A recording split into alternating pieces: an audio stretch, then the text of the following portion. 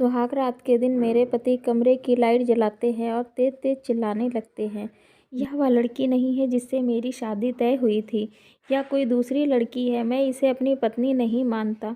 मेरे साथ धोखा हुआ है। मेरे पति की आवाज़ सुनकर घर के सारे लोग बाहर निकल आते हैं। सब मेरे पति से पूछते हैं, आखिर क्या बात हो गई, क्यों इतना चिल्ला रहे हो। मेरे पति बोलते हैं, अंदर जो लड़की है वह मेरी पत्नी नहीं है। यह वह लड़की नहीं है जिससे मेरी शादी तय हुई थी। मैं इसको अब कभी भी अपनी पत्नी नहीं मानूंगा। घर के सब लोग आश्चर्यचकित हो जाते हैं और वह पूछते हैं, आखिर क्यों, तुम्हारी शादी इसी के साथ तय हुई थी। तो मेरे पति बोलते, नहीं, वह लड़की लंबी थी और इसकी तो हाइट बहुत छोटी है। मैं इतनी छोटी हाइट वाली लड़की को अपनी पत्नी नहीं बना सकता। जो लड़की हमें दिखाई गई थी वह तो लंबी थी। अब पूरे घर में हाहाकार मच जाता है। फिर मुझे बाहर बुलाया जाता है। मेरी सास कहती हैं, यह तो सही है, इसकी हाइट बहुत छोटी है। पूरी रात मेरे घर में इसी बात पर बहस होती रही और मैं चुपचाप सब कुछ बैठकर सुनती रही। मेरी सास और ननद कहती हैं कि हम कल ही इसके माँ बाप से बात करेंगे। हमारे साथ धोखा किया गया है। जो लड़की दिखाई गई थी उसकी हाइट लंबी थी और यह बहुत छोटी हाइट की है। मेरी सास मुझसे पूछती हैं, तुम वह लड़की नहीं हो जो दिखाई गई थी। तो मैं कहती हूँ, नहीं, मैं वही हूँ। तो मेरी ननद कहती है, झूठ बोल रही हो। जो लड़की दिखाई थी इसके माँ बाप ने, वह बहुत लंबी थी। यह दूसरी लड़की है। हमने तुम्हें नहीं पसंद किया था क्योंकि हमें छोटी हाइट की भाभी नहीं चाहिए थी। सुबह होते ही मेरे माँ बाप को मेरी ससुराल वाले फ़ोन करके बुला लेते हैं। बुलाने के बाद मेरी सास कहती है, यह लड़की हमें नहीं चाहिए, इसकी हाइट बहुत छोटी है। जो लड़की आपने हमें दिखाई थी वह लड़की हाइट में बड़ी थी। तो मेरे माता पिता कहते हैं, मेरे 2 ही लड़कियां हैं और यह मेरी बड़ी लड़की है। इसी का रिश्ता मुझे करना था। हमने आपको यही लड़की दिखाई थी और आपने इसे ही पसंद किया था। तो मेरी सास और ननद बहुत ही ज़्यादा गुस्से में मेरे माता पिता को बोलती हैं, आप लोग झूठ बोल रहे हैं। हम भला अपने लड़के के लिए छोटी हाइट की लड़की क्यों पसंद करते।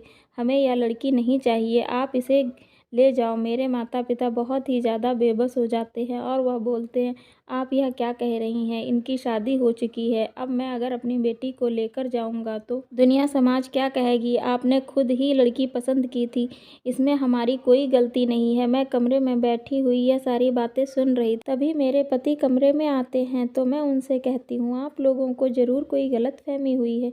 मुझे ही दिखाया गया था और आप लोगों ने मुझे ही पसंद किया था। मेरे माता पिता कभी झूठ नहीं बोलते हैं। हम 2 बहनें हैं और दूसरी बहन मेरी, वह बहुत छोटी है, 6ठी क्लास में पढ़ रही है। मेरे माता पिता बेचारे बहुत सीधे हैं, उनको इस तरह से बेइज्जत मत करिए। तो मेरे पति बोलते हैं, तो मैं क्या करूं, मेरी इसमें क्या गलती है भाई। मैं इतनी छोटी हाइट की लड़की के साथ में कैसे बाहर निकलूंगा। मेरे यार दोस्त मुझे क्या कहेंगे। तुम्हारी हाइट 5 फीट से भी कम है और मेरी 6 फीट है। तुम खुद बताओ कितना अजीब महसूस होगा जब हम बाहर निकलेंगे। तो मैं उनसे कहती हूँ, कोई बात नहीं, मैं नहीं बाहर निकला करूँगी आपके साथ, लेकिन इस तरह से मेरे माँ बाप की इज्जत की धज्जियाँ मत उड़ाइए।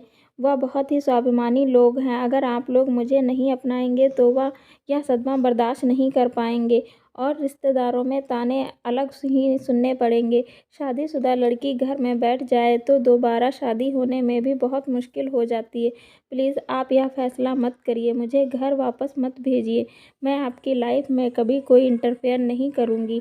आप अपनी ज़िंदगी अपनी मर्ज़ी से जी सकते हैं। बस मुझे इस रिश्ते में बंधे रहने दीजिए। मैं आपका यह एहसान पूरी ज़िंदगी नहीं भूलूँगी। मेरे बहुत प्रार्थना करने पर मेरे पति को मुझ पर थोड़ी सी दया आ गई और उन्होंने मेरी बात मान ली। मेरे माता पिता घर वापस चले गए। माता पिता तो मेरे वापस खुशी खुशी चले गए, लेकिन मेरी ज़िंदगी यहीं से दुखों में बदलती हुई नज़र आ रही थी। मैं अपने पति के साथ में रहती ज़रूर थी, लेकिन हमारे बीच पति पत्नी का कोई रिश्ता नहीं था।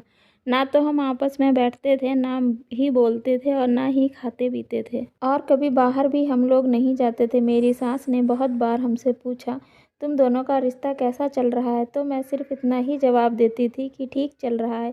मेरे पति मुझे अपनी कोई भी बात नहीं शेयर करते थे और ना ही मेरे बारे में कुछ जानने की कोशिश करते थे। बस मुझे इस चीज़ की खुशी थी कि मेरे पति हमारे रिश्ते के बारे में घर वालों को कभी नहीं कुछ बताते थे, जिसकी वजह से मैं सास और ननद के ताने सुनने से बच जाती थी। हमारी शादी को धीरे धीरे 6 महीने बीत गए थे, लेकिन हमारे बीच अभी भी ज़्यादा बातचीत भी नहीं होती थी और इन 6 महीनों में मैं कभी भी मायके नहीं गई।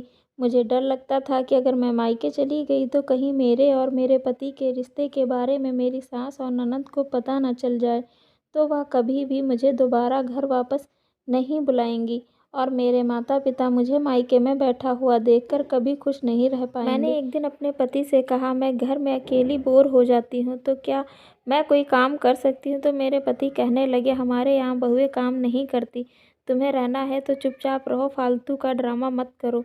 फिर मैंने डरते डरते एक और सवाल किया, मुझे सिलाई और पार्लर का काम आता है, क्या मैं घर में ही सिलाई और पार्लर का काम कर सकती हूँ? तो मेरे पति ने कहा, ठीक है, मैं मम्मी से पूछ कर तुम्हें बताता हूँ। मेरे दिल की धड़कनें बहुत तेज़ थी, मैं सिर्फ यही सुनना चाहती थी कि किसी तरह मेरी सास हाँ कर दे और भगवान ने मेरी सुन ली। मेरी सास ने घर में पार्लर और सिलाई करने के लिए हाँ कर दी। बाहर वाला कमरा मुझे दे दिया गया जिसमें मैं अपने मायके से मिली हुई सिलाई मशीन रखी और अपनी ननद और अपने सूट बनाने शुरू कर दिए।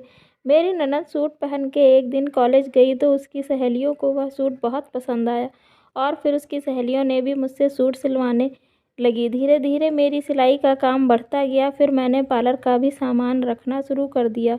अब जो मुझसे सिलाई करवाते थे वही लोग मुझसे पार्लर का भी काम करवाने लगे। अब मैं बहुत खुश थी। घर के काम ख़त्म करने के बाद मैं अपने बुटीक और पार्लर का काम संभालने लगी।